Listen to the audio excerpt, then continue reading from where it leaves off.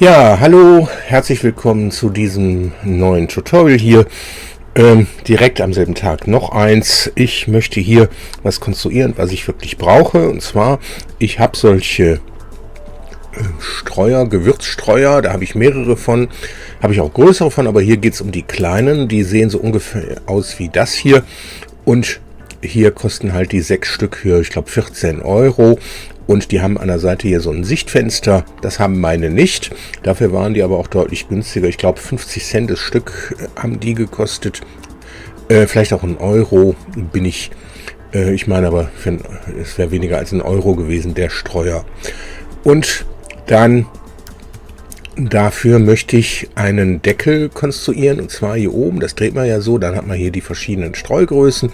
Und ich will halt wissen, was da drin ist. Hier wird man das sehen, was drin ist. Aber auch nur, wenn sich die wirklich farblich halt entsprechend voneinander abheben.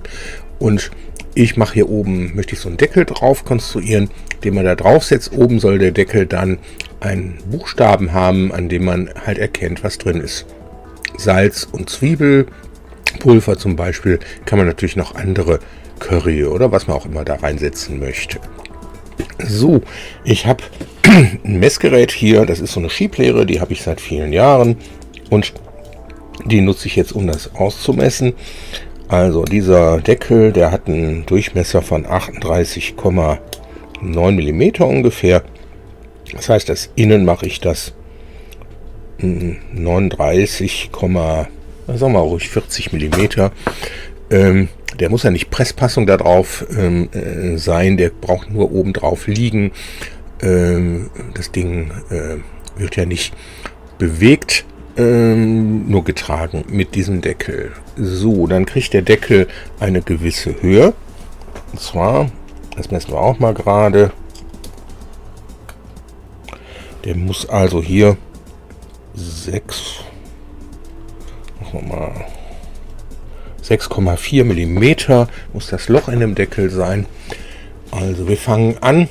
Ich konstruiere erstmal einen neuen Körper. Wir sind im Part-Design-Modus. Ich kann direkt eine Zeichnung machen. Und da machen wir einen auf der XY-Ebene. Da kann ich auch hier direkt anklicken. So, einmal OK. Und dann wird es ein Kreis. Der wird zentrisch hier zu und er kriegt jetzt einen Durchmesser. Ich habe ja gerade diese 40. Das soll natürlich, der Knopf soll natürlich, oder der Deckel muss natürlich größer werden. Den machen wir mal locker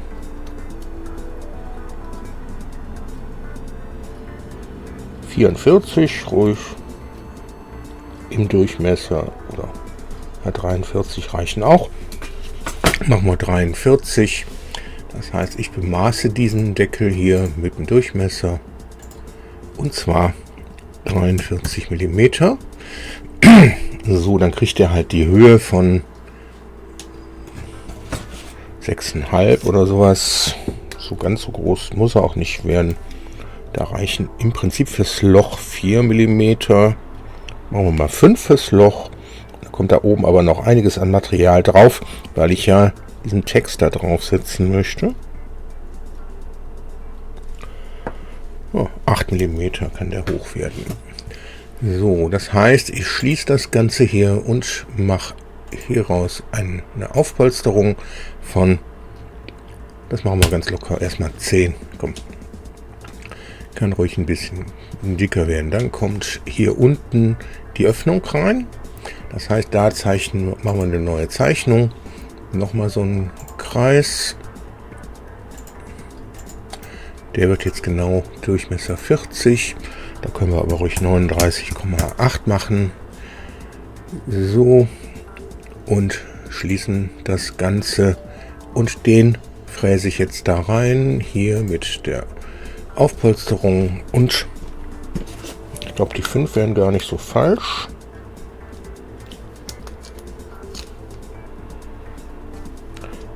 Ja, machen wir 6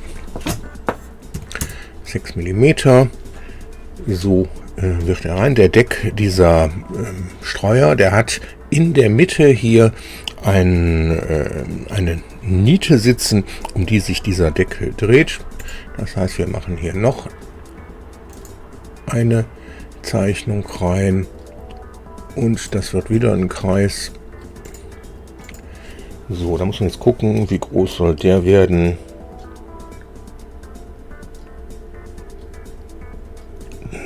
8,8 mm Durchmesser. Das 8,8 mm. Können wir ruhig 9 rausmachen. Schließen das Ganze. Das wird da reingefräst. Auch mit dieser Funktion, aber nicht 5 mm, sondern da machen wir einfach mal 2 mm. Kann ruhig weniger werden. Machen wir 1 mm. Dann machen wir hier an diese Kante dort. Da machen wir eine Rundung mit, wo ist sie denn, die Rundung? Hier, da ist die Rundung. Hier, da ist sie. Verrundung und 0,99 mm. So, dann kann der Knopf da schön rein. Und dann machen wir jetzt erstmal Parameter hier an diese ganzen Zeichnungen ran. So, was haben wir bisher für Parameter? Also wir erzeugen einmal im Spreadsheet-Modus eine neue Tabelle. Die benennen wir wieder. Ich nenne die wie gehabt immer AAA. Und dann können wir uns die hier neben anzeigen lassen. Fenster anordnen. Wir müssen die doppelklicken. So, dann Fenster anordnen. Da haben wir die Tabelle. Da brauchen wir jetzt wirklich nur ganz wenig von zu sehen, dass wir hier viel von der Zeichnung haben. Und dann haben wir die entsprechenden Durchmesser. Also wir haben den Durchmesser außen, wir haben den Durchmesser innen. So, dann gehen wir hier direkt in die Zeichnung rein. Was haben wir hier? Durchmesser außen, das sind die 43 mm. Der Durchmesser innen, das ist der hier, 39,8 mm. So, dann haben wir die Höhe Deckel, HD, und das finden wir hier bei diesem Pad, das sind 10 mm. Das hat jetzt nicht, da kommt die 10 hin. So, dann haben wir die Pocket hier, das ist, die kriegt ja auch ein Maß, das ist die innen und das sind 6 mm. Dann haben wir hier den Sketch Nummer 2, das ist der Durchmesser, die N für Niete, das sind die 9 mm. Und dann haben wir noch die Tiefe, das nennen wir jetzt mal HN für Höhe Niete, das ist 1 mm. Und dann haben wir noch den Radius Niete und das sind die 0,99. So, jetzt können wir hier wieder im Part-Design-Modus, wir gehen erstmal hier raus, brechen das hier ab und dann haben wir wieder hier das Teil im Part-Design-Modus, diesen Alias-Manager. Habe ich im letzten Video gezeigt, wie man den installiert. Mache ich jetzt gerade hier nochmal Werkzeuge, Add-on-Manager und ein bisschen warten. Dann wechselt man auf die Makros, wartet noch einmal. Sucht dann nach dem Warten hier den sogenannten Alias Manager raus. Da ist es, selektiert den, klickt auf Installieren und dann ist der drinnen. Danach schließt man einfach, das Programm muss, soweit ich weiß, dann neu gestartet werden. Dann hat man halt die Möglichkeit, über aktuelle Makros den aufzurufen. Ich habe mir hier ein Icon dafür gemacht, um den aufrufen zu können. So, das mache ich jetzt einmal. Dann wird hier, er beginnt bei B, da kommen die Werte rein, das ist richtig. Fängt bei 2 an, das ist auch richtig. Und er geht bis 8, da müssen wir hier eine 8 hinsetzen und einmal OK drücken und schon habe ich die ganzen Aliases hier. Das sieht man an der gelben Farbe. Wir können das schließen und können jetzt die Parameter vergeben. So, dann fangen wir an mit dem ersten Sketch hier. Das ist dieses Maß. Muss ein bisschen warten. Na komm. Ah ja, jetzt ist er da. So, dann auf dieses runde Icon hier, FX nenne ich das immer. Und dann haben wir den Außendurchmesser. Das ist AAA.da. Und okay, dann können wir die Zeichnung schließen. Dann haben wir das Pad. Da haben wir das Maß. Das ist dann HD für den Höhe-Deckel, das heißt AAA.HD. Fertig. So, dann gehen wir auf den Sketch 2. Das ist der Innendurchmesser. Doppelklick FX. Das ist DI, also AAA.DI. Und schließen die Zeichnung. Dann das Pad doppelklicken. Hier FX klicken, AAA. Und das ist jetzt HI, wenn ich richtig liege. Ja, HI. Und dann ist das Maß auch parametrisch. So, dann sind wir bei diesem Pocket. Dann haben wir noch hier diesen Knopf da oben für diese Niete. Machen den hier auf das Maß. Das ist DN. Also f von x AAA.dn. Und dann die Pocket-Tiefe. Das ist HN.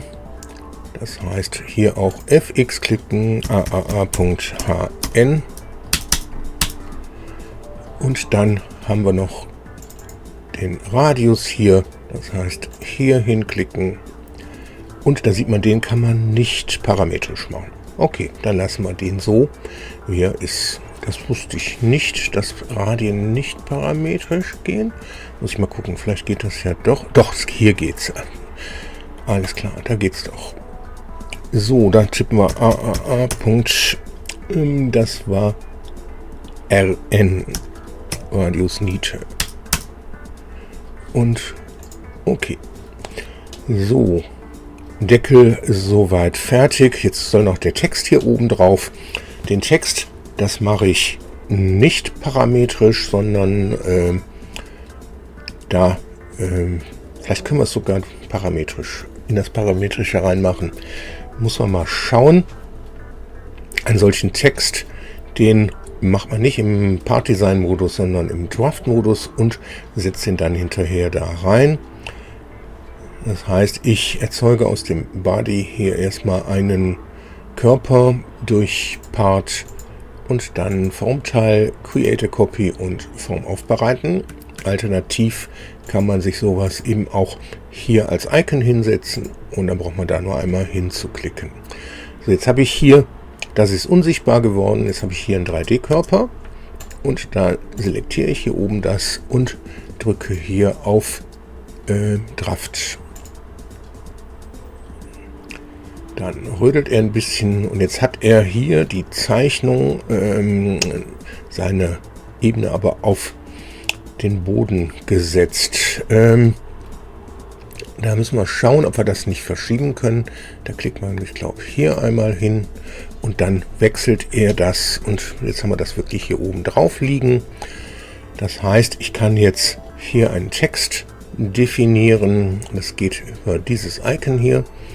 Form von Text und ich gehe mal in die Aufsicht und dann setzen wir hier den Text rein. Man kann sich hier die X, Y und Z Ebene. Z ist 10, das ist ja korrekt bei der Höhe. Und die sind aber nicht parametrisch. Also da muss man wirklich ein bisschen aufpassen. Wenn man den Deckel höher macht, muss man gegebenenfalls auch dann später hier an diesen Texten noch was anpassen. So, der Zeichenkette ist natürlich nicht Standard. Also Standard wäre der Text, der da hinkommt, sondern da kommt jetzt Z hin für Zwiebel. Und die Höhe des Textes, das hier sind 10 mm, also der muss mindestens, sagen wir mal, 20, 30 mm hoch werden. Schauen wir uns das mal an. So, jetzt brauchen wir noch eine Schriftartendatei. Die gibt es bei mir unter Fonts, soweit ich weiß.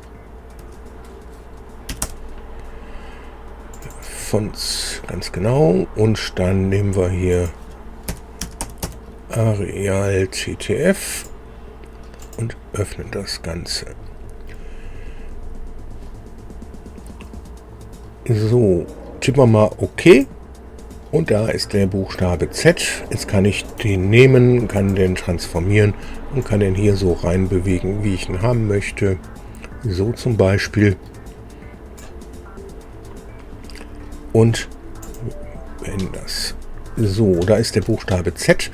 Den möchte ich jetzt da rein fräsen. Und da muss man jetzt schauen, wie weit das überhaupt geht. Das heißt, ich gehe jetzt her, gehe in den Part-Modus und mache hier raus eine Extrusion. Und zwar, das wird entlang einer Kante. Die Länge ist nicht 10, sondern ist weniger und vor allen Dingen in die andere Richtung. Und minus 1,5 mm. Und anwenden, schließen. So, jetzt machen wir den Körper hier mal weg. Da sieht man das Z. Das soll da reingefräst werden.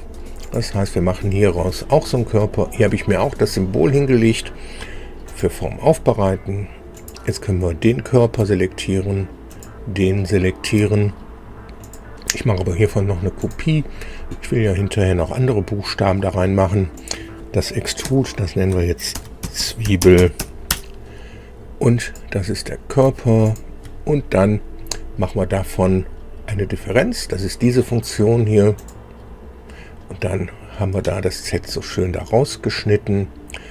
Wenn wir jetzt den, dann machen wir wieder so einen Körper raus. Und den machen wir jetzt mal mit Steuerung D ein wenig transparent. Und schauen uns das von der Seite an. Also da ist genügend Platz. Wir könnten das Z auch noch tiefer reinmachen. Das heißt, die Extrusion hier, kann man jetzt hier schon noch nachbearbeiten, soweit ich weiß. Wir müssen aber erstmal hier aus den Anzeigeeigenschaften raus. So, das geht über Modell. Dann haben wir hier die Daten.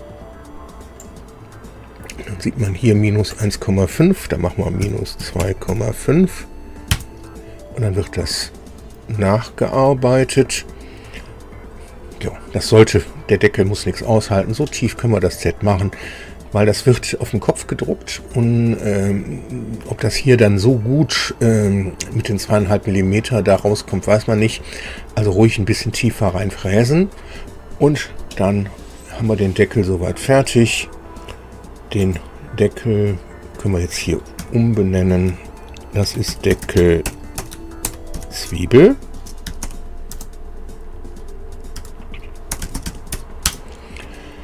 So, dann haben wir die Extrusion hier aus dem Shapestring. Wir machen uns von dem Shapestring hier einfach eine Kopie.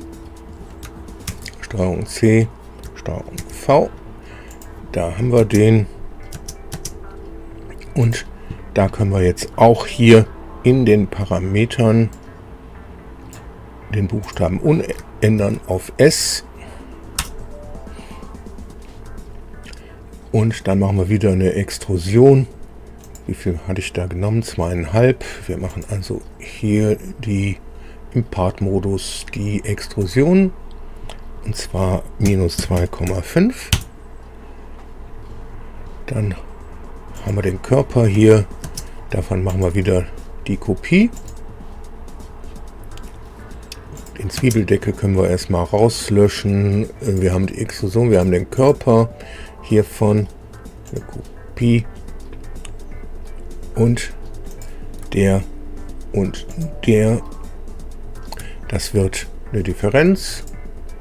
Da haben wir das S da rausgeschnitten. Hier machen wir wieder einen Körper raus und dann haben wir hier den Deckel.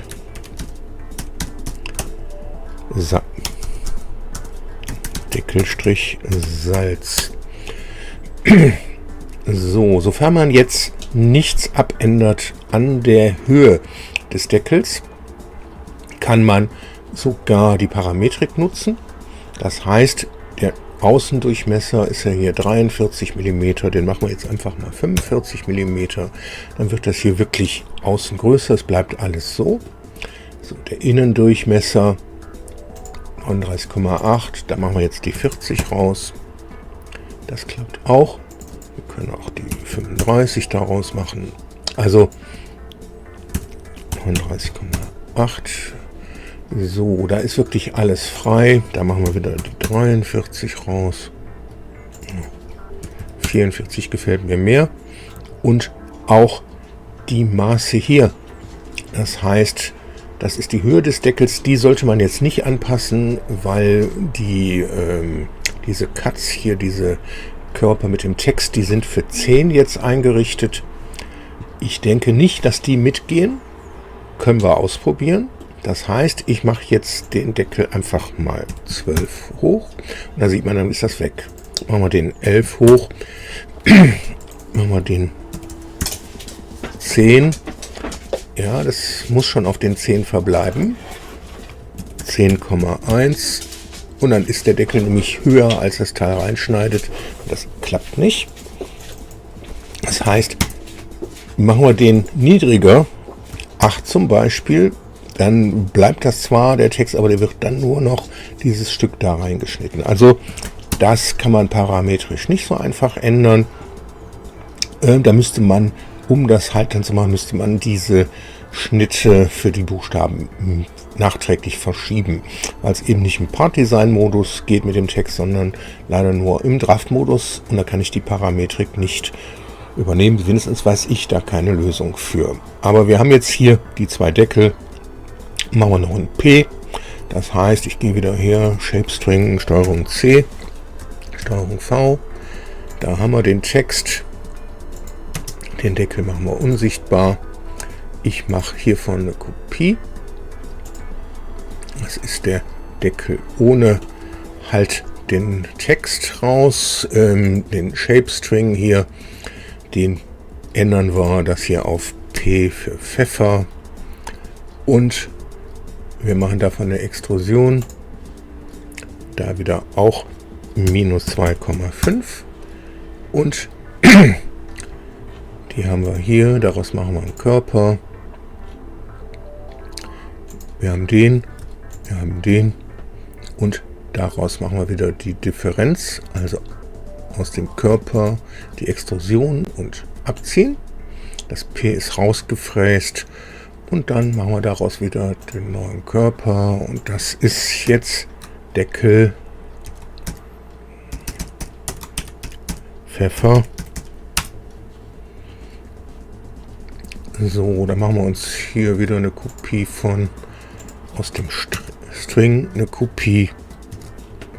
Da haben wir sie. Das wird jetzt auf C wie Curry. Und ja, daraus machen wir eine Extrusion. Minus 2,5. So, den Deckel Pfeffer machen wir unsichtbar. Da machen wir einen Körper raus. Du und ab. Da haben wir einen neuen Körper. Und Deckel Curry. Kann man jetzt weitermachen, was man sonst noch braucht. Paprika, P ist jetzt für Pfeffer, also muss man sich für Paprika was überlegen. C, Chili ist auch nicht, also da kann man, muss man jetzt schauen, was man dann, vielleicht macht man dann besondere Zeichen für andere Gewürze. Aber jetzt haben wir erstmal hier dieses Stück und dann, wenn man das dann fertig hat, dann machen wir einfach okay. Ich würde jetzt zum Beispiel den Deckel Zwiebel benötigen und dann wird das Steuerung E für Export unbenannt. Okay, wir speichern die Zeichnung einmal, Datei, speichern unter. So, das kommt bei mir ins FreeCAD-Verzeichnis. Na, wo bist du? Da, das groß geschriebene FreeCAD. Dann machen wir ein neues Verzeichnis, 202202. Dann haben wir den 13. Gott sei Dank nicht Freitag. Und das ist Gewürzdeckel. Und dann nennen wir das hier die Datei Deckel und haben die gespeichert. Dann können wir den Deckel hier selektieren, Steuerung E. Deckel, Deckel-Zwiebel. Jo, kannst du nehmen. Speichern. Cura öffnen.